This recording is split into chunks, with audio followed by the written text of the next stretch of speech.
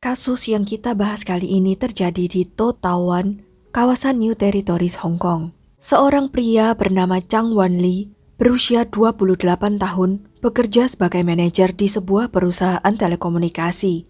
Ia telah menjalin hubungan selama 7 tahun dengan kekasihnya Guo. Keduanya bertunangan pada tahun 2015 dan tinggal bersama di Healthy Village North Point. Mereka bahkan sedang mempersiapkan pernikahan.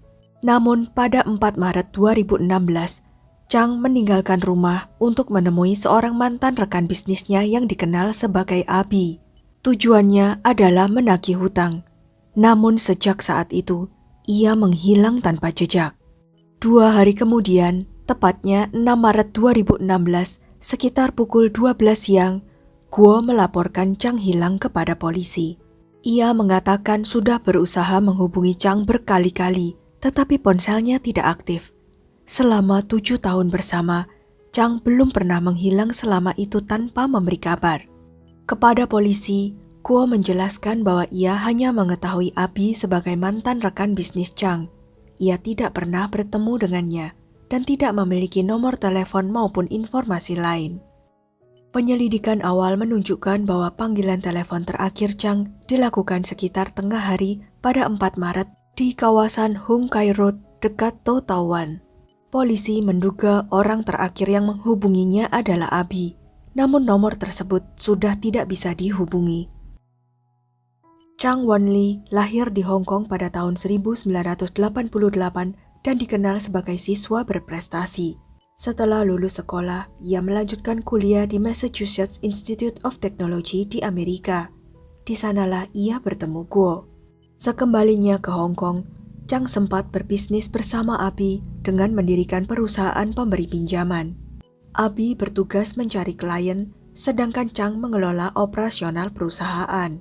Namun bisnis itu bangkrut dan hubungan keduanya memburuk.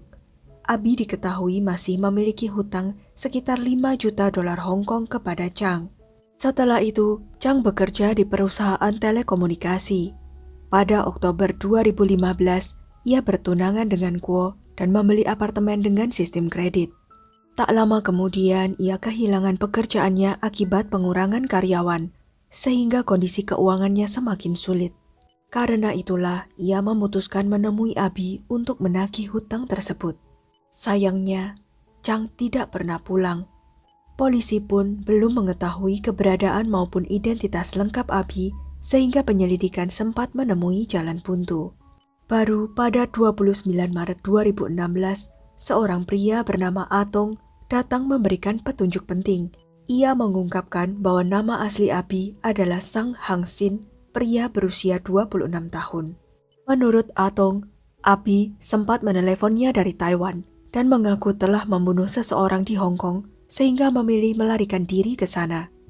Ia juga mengatakan 3 rekannya, Aha, Ahyat, dan Shua ikut bersamanya. Awalnya Atong tidak percaya karena Abi dikenal sering membual. Namun setelah pengakuan itu terus diulang, ia merasa ada sesuatu yang tidak beres dan akhirnya melaporkannya kepada polisi. Polisi lalu mendatangi apartemen milik Abi. Setelah memperoleh kunci cadangan dari pengelola gedung, mereka masuk ke dalam. Begitu pintu dibuka, udara dingin langsung menyergap. Semua AC dinyalakan dengan suhu rendah. Di tengah ruang tamu, berdiri sebuah peti kayu besar yang ditutupi selimut tua. Dari sela-selanya tampak cairan hitam merembes ke lantai. Aroma parfum dan pengharum ruangan memenuhi apartemen, tetapi tidak mampu menutupi bau busuk yang menyengat. Saat selimut disingkap, polisi menemukan sebuah balok beton besar di dalam peti. Tim khusus segera didatangkan untuk membongkar peti dan memotong balok beton tersebut. Sambil melakukan penggeledahan, polisi menemukan sejumlah dokumen yang berisi informasi mengenai sebuah organisasi kriminal bernama Dare. Dalam dokumen itu, Sang Hang Sin disebut sebagai salah satu pemimpin, sementara Aha, Ahyat, dan Shua tercatat sebagai anggotanya.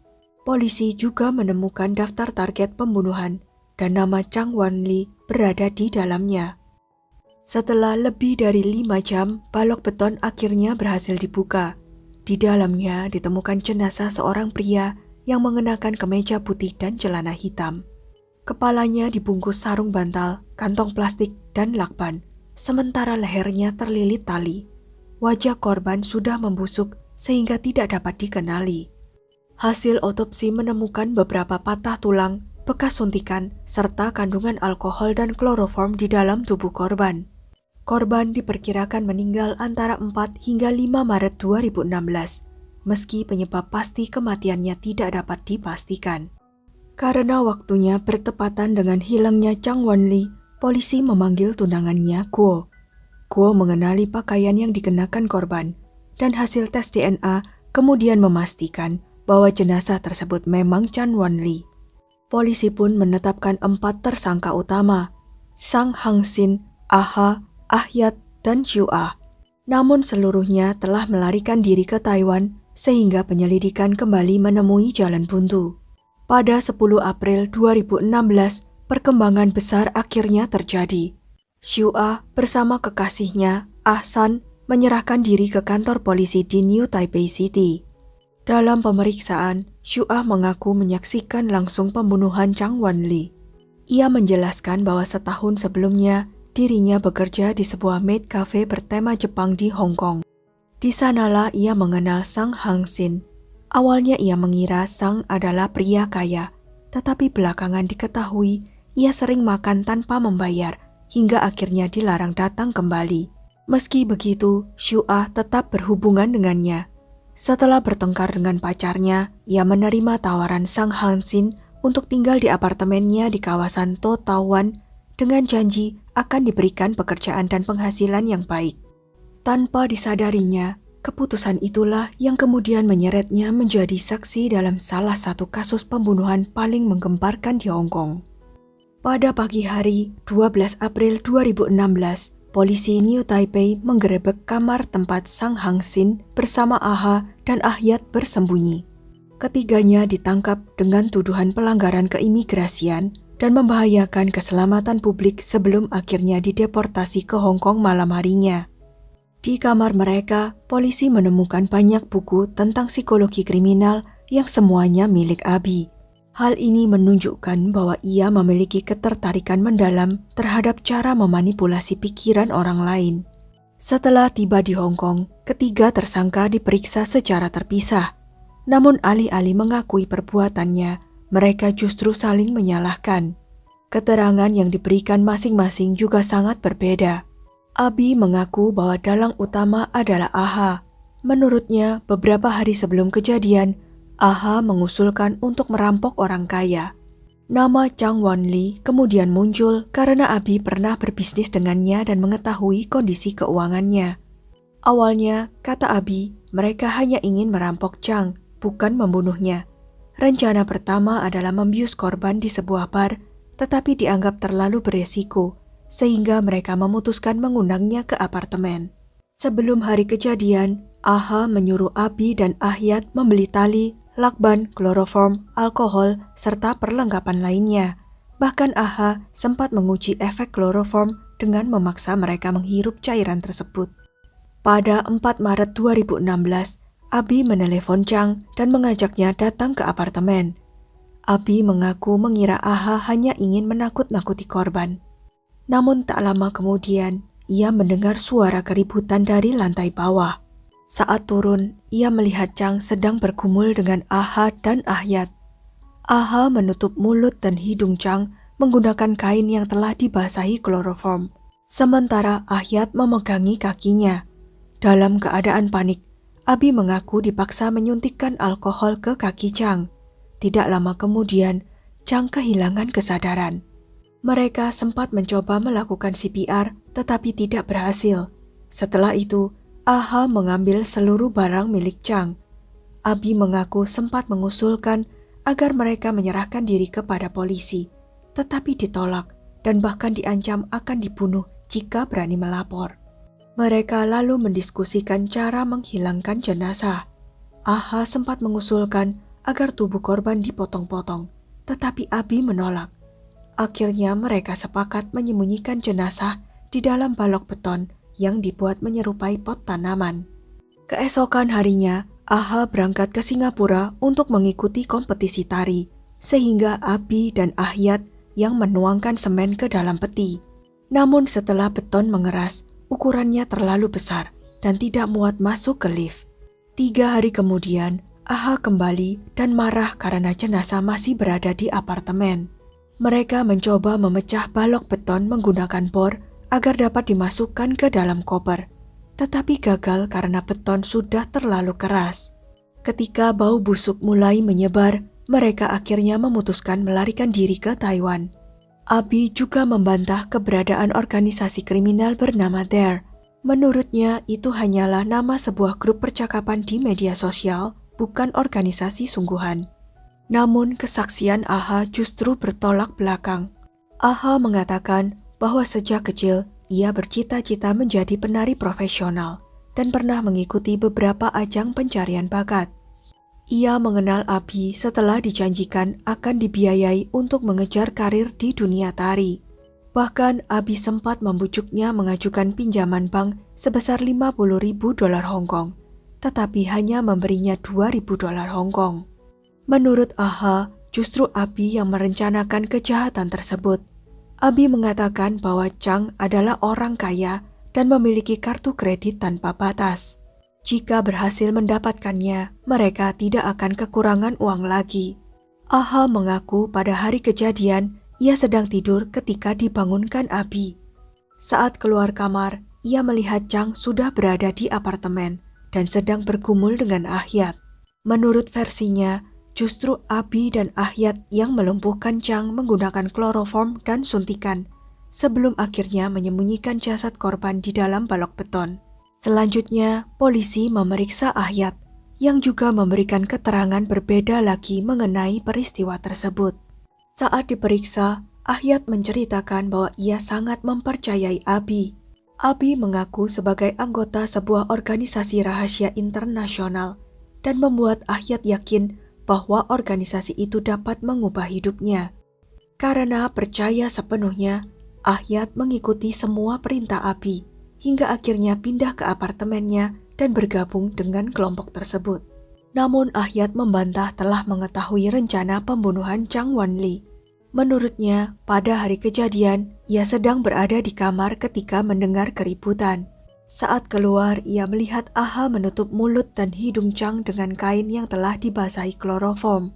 Sementara Abi menyuntikkan sesuatu ke kaki korban.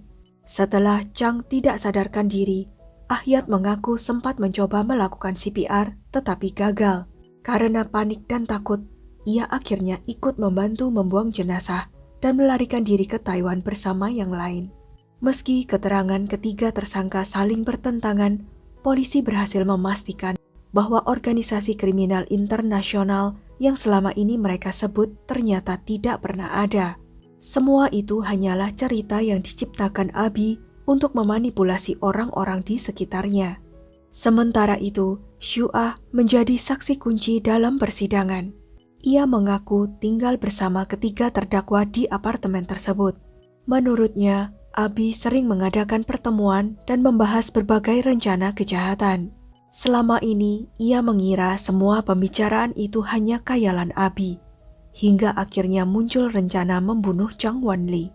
Syu'ah bersaksi bahwa Abi mengatakan pembunuhan tersebut adalah tugas dari atasan organisasi, dan mereka akan menerima bayaran 30 juta dolar Hong Kong jika berhasil. Ia tidak mempercayainya, tetapi Aha dan Ahyat tampak yakin dan bersedia ikut menjalankan rencana itu. Pada hari kejadian, Syu'ah sedang berada di lantai atas ketika mendengar pertengkaran.